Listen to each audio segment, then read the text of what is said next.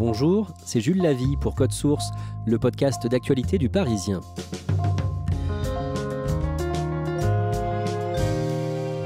Malgré son débat raté de l'entre-deux tours en 2017, elle a été la première à annoncer sa candidature pour la présidentielle de 2022. Et pour ce scrutin, tous les sondages la placent au coude à coude avec Emmanuel Macron. Marine Le Pen a pris les rênes du Front National, devenu Rassemblement National il y a tout juste 10 ans, une décennie, résumée dans Code Source par Alexandre Sulzer, journaliste au service politique du Parisien.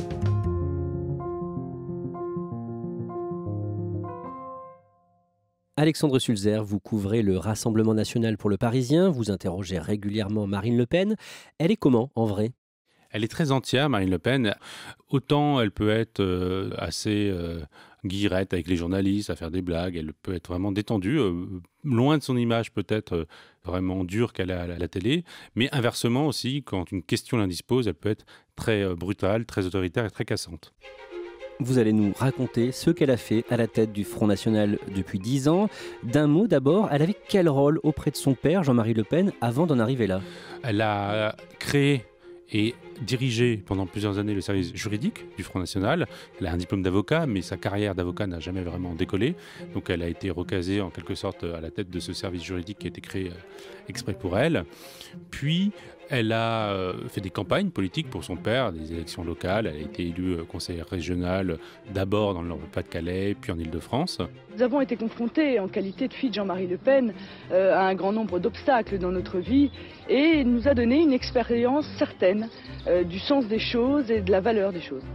Et elle a eu un rôle ensuite encore plus politique en interne lorsque la guerre s'est ouverte entre Jean-Marie Le Pen et Bruno Maigret. Elle a alors servi de véritable chef de clan. Elle a recréé une ancienne association qui s'appelle Génération Le Pen pour justement être la chef de file de ce mouvement et nettoyer les éléments contestataires du parti. En janvier 2011, les militants du Front National élisent le président de leur mouvement. Ils ont le choix entre Bruno Gollnisch et Marine Le Pen. Le résultat est dévoilé le dimanche 16 janvier lors d'un congrès à Tours. Marine Le Pen s'impose avec près de 68% des suffrages. Qu'est-ce qu'elle dit à la tribune dans son discours ? Marine Le Pen dit deux choses. D'une part, qu'elle reprend l'héritage de son père entièrement. Et elle dit une chose importante. Elle dit « Avec moi, on va prendre le pouvoir ». Il faut maintenant faire du Front National un outil pour reprendre le pouvoir des mains de ceux qui ont traîné notre si beau pays jusqu'ici, dans l'état où il se trouve aujourd'hui. Comme si, jusqu'alors, Jean-Marie Le Pen menait davantage la bataille politique pour porter des idées dans le débat que pour prendre véritablement le pouvoir au plus haut niveau. Quelle est sa stratégie ? Sa stratégie, elle est claire. Elle l'a déjà portée d'ailleurs en interne contre la frange la plus dure du parti, c'est de dédiaboliser le parti, le rendre présentable aux yeux du grand public pour gagner des électeurs, tout simplement. Ce qui commence notamment, et c'est ça son principal chantier, en luttant contre les éléments les plus antisémites du parti, car elle considère que l'antisémitisme est le point qui est le plus répulsif pour l'électorat. C'est donc elle qui porte les couleurs du Front National à la présidentielle de 2012. Comment se passe ce scrutin pour elle ? Ce scrutin est plutôt une revanche par rapport à la contre-performance que son père avait subie en 2007. À l'époque, Nicolas Sarkozy avait complètement siphonné les voix du Front National. On pensait d'ailleurs que le parti allait être fini. Ça avait obligé le parti à vendre son siège là. Pour son premier scrutin, Marine Le Pen fait un score très honorable puisqu'il est autour de 18%.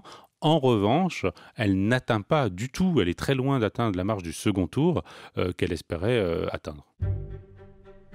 En 2015, son père, qui est président d'honneur du parti, devient encombrant. Jean-Marie Le Pen n'a jamais vraiment accepté d'être mis de côté du parti, même si c'est lui qui a organisé la succession. Il n'aime pas qu'on l'oublie, il faut rester au centre des préoccupations et de la lumière médiatique. Et donc, il se rappelle à son bon souvenir régulièrement par des dérapages.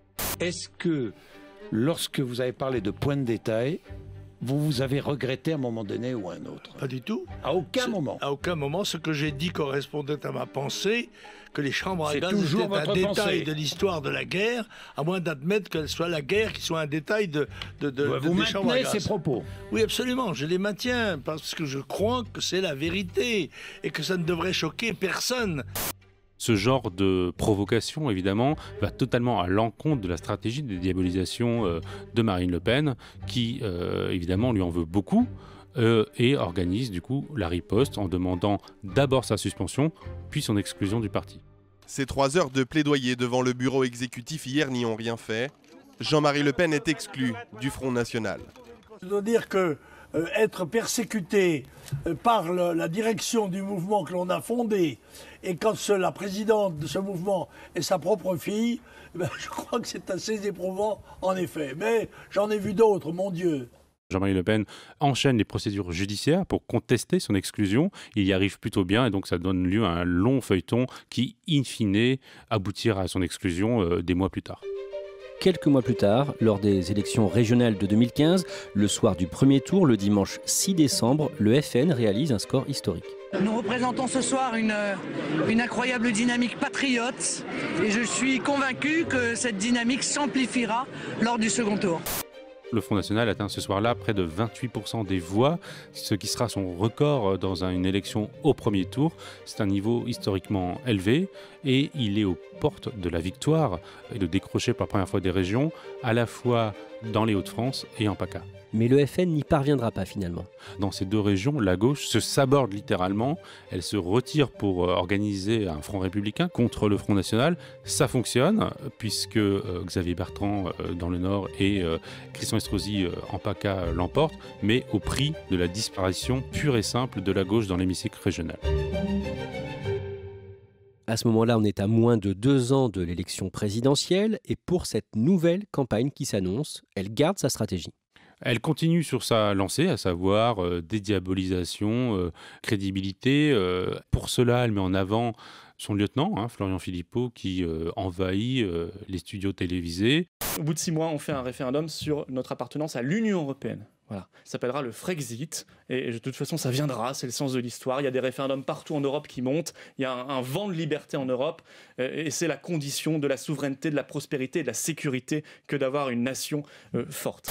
Elle met de côté aussi les éléments les plus durs de son programme, comme la peine de mort, ce genre de choses qui étaient extrêmement clivantes.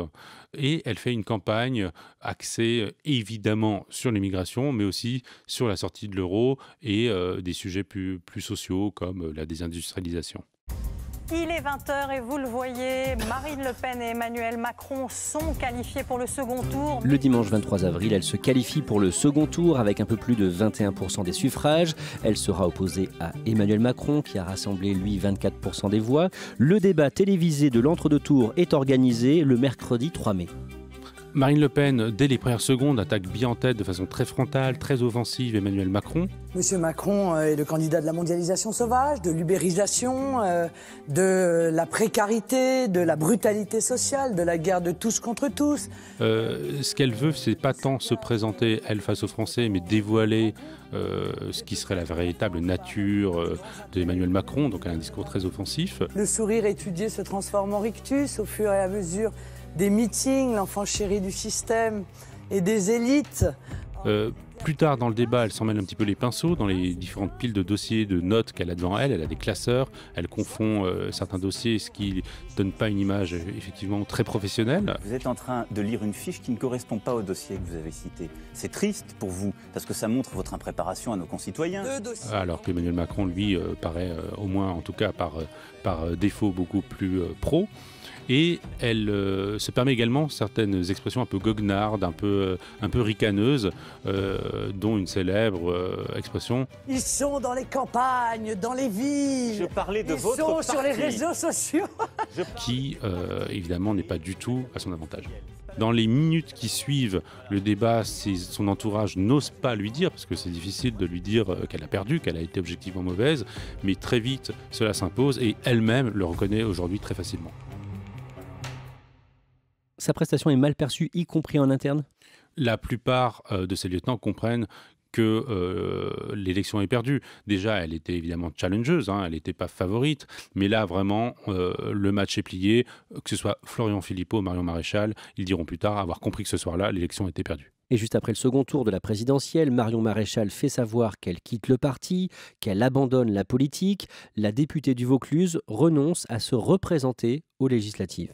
L'argument qui est avancé par Marion Maréchal, c'est un argument familial, en disant qu'elle elle veut s'occuper de sa fille Olympe, que la vie politique l'a un peu fatiguée, ce qui est en partie vrai, mais cela masque mal également à la fois la déception de Marion Maréchal pour sa tante et également sur la ligne politique avec laquelle elle n'est pas d'accord. On le sait, Marion Maréchal est davantage sur une ligne plus conservatrice, plus libérale. Elle défend l'union des droites, ce qui n'est pas du tout le cas de sa tante. Et aux élections législatives, Marine Le Pen, elle, est élue députée pour la première fois à Hénin-Beaumont dans le Pas-de-Calais. Le FN décroche une demi-douzaine de sièges de députés. C'est une revanche un peu pour Marine Le Pen qui, en 2012, n'avait pas réussi à se faire élire à Hénin-Beaumont, le jour même où sa nièce, elle, avait été élue à Carpentras. La différence, à l'époque, avait été mal vécue par Marine Le Pen. Ce soir-là, c'est différent. Elle est enfin élue dans un duel dans le Pas-de-Calais. Et effectivement, 7 à 8 autres députés du Front National sont également élus. Ce qui est à la fois une performance au regard de l'histoire du Front National qui n'avait jamais fait rentrer autant de députés avec un scrutin majoritaire à l'Assemblée nationale, mais au regard de son poids électoral, on voit que l'effet de déception de Marine Le Pen à la présidentielle a largement démobilisé son électorat. Quelques semaines après les élections, en septembre, Florian Philippot, qui était l'un des vice-présidents, l'une des figures du parti, va être poussé vers la sortie. La contre-performance du FN à la présidentielle est largement expliquée en interne, en tout cas, par la question de l'euro et de la sortie de l'Europe, qui est l'obsession absolue de Florian Philippot. Elle ne progresse pas dans l'électorat. Les seniors, notamment, sont très inquiets par rapport à ce sujet-là. Ils sont très opposés. C'est donc l'occasion pour certains de se venger et poussent effectivement Florian Philippot à la sortie en faisant bouger Marine Le Pen sur ce sujet-là.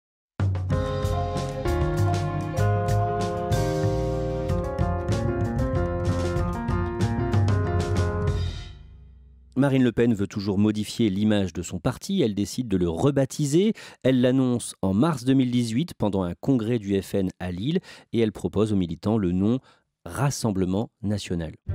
Je proclame donc officiellement qu'en ce 1er juin 2018, le Front National devient le Rassemblement National. C'est tout à fait symbolique de ce qu'elle veut faire. Marine Le Pen n'a pas réussi jusqu'alors à rassembler énormément l'électorat au-delà de son étiage naturel. C'est-à-dire qu'elle progresse électoralement, mais elle n'a pas réussi à faire des alliances avec d'autres formations. Et elle veut montrer qu'il y a une révolution culturelle, qu'elle est ouverte à d'autres électorats, à d'autres cadres, d'où le changement symbolique de nom. Pendant le mouvement des Gilets jaunes qui débute réellement en novembre 2018, elle ne parviendra pas à capitaliser sur cette colère. Début 2019, un ancien ministre de Nicolas Sarkozy, Thierry Mariani, la rejoint. Oui, et Thierry Mariani, c'est pas vraiment une surprise. C'est à la fois le représentant de l'aile la plus droitière de l'UMP, qui a toujours défendu cette ligne de rapprochement avec le Front National, donc c'est pas vraiment une surprise, d'autant que lui n'avait plus de mandat. Mais cela permet, comme il y a une petite notoriété quand même, à Marine Le Pen de montrer que sa stratégie de rassemblement national fonctionne. Aux européennes de mai 2019, Jordan Bardella, 23 ans, conduit la liste Rassemblement National. Le RN termine premier du scrutin avec 5 200 000 voix, ce qui fait dire à Marine Le Pen que son parti est devenu la première formation politique de France. À l'automne suivant, elle annonce qu'elle travaille déjà à un nouveau programme présidentiel avec un groupe d'experts qu'elle avait constitué pour la présidentielle de 2017. Ce groupe, il s'appelle les Horaces. Au Rassemblement National, on présente les Horaces comme à la fois des chefs d'entreprise, des hauts fonctionnaires, des diplomates, des hauts militaires, des gradés, qui effectivement réfléchissent dans l'ombre à la structuration du programme. Rares sont ceux qui prennent la lumière. Ça a été le cas notamment de Jean Messia, un énarque du ministère de la Défense, mais qui est parti depuis, qui a pris de la distance. Mais par définition, comme ces gens ne veulent pas être associés au Rassemblement National, on ne sait pas exactement qui ils sont et leur nombre exact. Est-ce qu'elle travaille ses dossiers? Est-ce qu'elle se fait des fiches pour acquérir des connaissances après son débat raté de l'entre-deux tours en 2017? Elle sait qu'elle a cette image, à tort ou à raison, en tout cas cette image qui n'est pas à la hauteur sur les sujets économiques. Donc oui, elle y travaille. Ensuite, elle-même assume d'être davantage une intuitive qu'une technicienne de la politique. Ma décision a été réfléchie, mais elle est prise. Les raisons profondes de cette décision d'être candidate, vous l'avez compris, ne font planer aucun doute sur ma volonté de victoire. Et elle officialise sa candidature le 16 janvier 2020 lors de ses vœux à la presse. Vous êtes sur place, Alexandre Sulzer. À ce moment-là, elle devient donc la première candidate pour 2022. Pourquoi partir aussitôt ? Ce qui justifie cette précipitation, c'est qu'il y a une petite musique montante, à la fois sur le fait que son électorat ne veut plus d'elle, que son image a été largement abîmée par le débat, et que Marion Maréchal ferait effectivement une bonne candidate de substitution. Elle n'a pas du tout envie que cette petite musique monte, et donc elle coupe court en disant non, c'est bien elle qui sera à la tête de son parti pour mener le combat. Lors des municipales en mars et en juin, le parti de Marine Le Pen réalise des résultats décevants pour elle. Oui, alors les élections locales, comme les municipales, ne sont pas les plus évidentes pour le Rassemblement national, mais là, il s'agit vraiment d'une contre-performance pour le parti qui, en dehors de ses fiefs, n'arrive quasiment pas à conquérir de nouvelles municipalités, à l'exception notable de Perpignan, qui a été travaillé pendant de nombreuses années par Louis Alliot. Louis Alliot, l'une des figures du Rassemblement national qui a longtemps été le compagnon de Marine Le Pen, mais ils se sont séparés tous les deux, ils l'ont fait savoir en 2019. Alexandre Sulzer, on reprend le fil de ce récit. Marine Le Pen est donc officiellement en campagne. Le Rassemblement national a publié un livre blanc sur la sécurité, un autre sur la police, un livre noir sur le coronavirus ou encore un autre sur le séparatisme, mais on dirait qu'on n'en entend pas beaucoup parler. Depuis mars, tout est neutralisé, tous les sujets politiques sont neutralisés par l'apparition du coronavirus qui accapare toutes les discussions, qui empêche tout autre sujet d'émerger. Et Marine Le Pen, de ce point de vue-là, est victime de cette actualité, sachant que sur le sujet, elle a également un peu du mal à se faire entendre, coincée d'une part entre sa position protestataire, qui fait qu'elle critique fortement le gouvernement, et son envie en même temps d'être crédible, ce qui l'empêche de porter une critique aussi trop anti-système par rapport à la gestion gouvernementale. Elle est régulièrement critiquée par plusieurs personnalités de sa famille politique, comme Robert Ménard, le maire de Béziers. Oui. Moi, je ne veux pas me résigner à une défaite annoncée de Marine Le Pen. Elle est la certitude pour M. Macron qui sera chef de l'État. Marine Le Pen est inquiétée par la justice. Elle est mise en examen dans le cadre de l'affaire des assistants parlementaires du Front National au Parlement européen. Et en juin 2020, la justice a condamné le Front National et plusieurs de ses membres dans l'affaire Jeanne, le dossier des kits de campagne surfacturés au candidat FN aux législatives de 2012. Alexandre Sulzer, autre point noir du bilan de Marine Le Pen à la tête de son parti, les finances. Oui, le Rassemblement national est un parti complètement surendetté. Alors les chiffres sont totalement cachés, le parti n'aime pas en parler, mais dans le dernier rapport de la Commission nationale des comptes de campagne qui fait foi, le dernier chiffre était de 24 millions d'euros de dette fin 2018. On a appris en début d'année que le parti allait devoir licencier une dizaine de permanents parce que la situation financière est critique. En interne, certains craignent le dépôt de bilan même du parti politique. Et la seule solution pour mener une campagne pour Marine Le Pen sera de faire appel à des dons et à des prêts directement auprès de particuliers, ce qui sera peut-être un moyen de financer la campagne, mais qui va encore creuser la dette du parti. Et le nombre des militants a baissé. Il est passé de 60 000 en 2016 à 20 000 ou 25 000 aujourd'hui. C'est un bilan mitigé pour Marine Le Pen ? Oui, le nombre d'adhérents a fondu littéralement par rapport à ce qu'il était en 2016. Dans certaines fédérations, la chute est vraiment vertigineuse. Même chez les cadres, le nombre de responsables a largement fondu également. Parce que Marine Le Pen a beaucoup déçu. En 2017, certains ont vraiment cru qu'elle allait prendre le pouvoir et donc leur déception est à la hauteur de ses attentes. Il faut quand même préciser que cette désaffection pour la vie partisane touche l'ensemble des partis politiques, y compris les Républicains, le Parti Socialiste, tous sont victimes de cette désaffection partisane. Alexandre Sulzer, pour mener sa campagne présidentielle, Marine Le Pen envisage de quitter au moins provisoirement la tête du Rassemblement national à l'occasion du prochain congrès de son parti prévu en juillet à Perpignan. Pourquoi faire ça ? Elle-même fait le constat que son parti ne sera peut-être pas le plus à même de la porter au pouvoir. Elle ne veut plus apparaître comme la présidente d'un parti politique. Elle veut s'afficher dans une posture somme toute assez classique, au-dessus des partis, représentante du peuple, sans contingence partisane. Elle avait d'ailleurs déjà adopté cette position en 2017, on l'a un peu oublié, mais beaucoup trop tard dans la campagne, puisqu'elle avait quitté la présidence du parti de façon provisoire dans l'entre-deux tours. Personne n'avait eu le temps de le remarquer. Et pour 2022, tous les sondages, aujourd'hui, la place au second tour. Oui, les sondages se ressemblent tous, se suivent et se ressemblent, et actuellement donnent toujours la même affiche pour le second tour. Emmanuel Macron et Marine Le Pen se qualifient et Emmanuel Macron l'emporte. Et Alexandre Sulzer, il y a une autre chose à ne pas oublier, c'est son score au second tour de la présidentielle de 2017. Elle a fait beaucoup mieux que son père en 2002. Oui, lorsque son père est qualifié en 2002, c'est un choc considérable dans la vie politique française. Il rassemble au second tour 5,5 millions de voix. Marine Le Pen, elle, a rassemblé près de 11 millions en 2017. Et elle a réuni près d'un tiers des suffrages. Un Français sur 3 qui s'est exprimé au second tour de la présidentielle de 2017 l'a fait sur son nom. Et ça lui laisse espérer un jour atteindre la majorité absolue sur fond de désaffection et d'impopularité très forte d'Emmanuel Macron.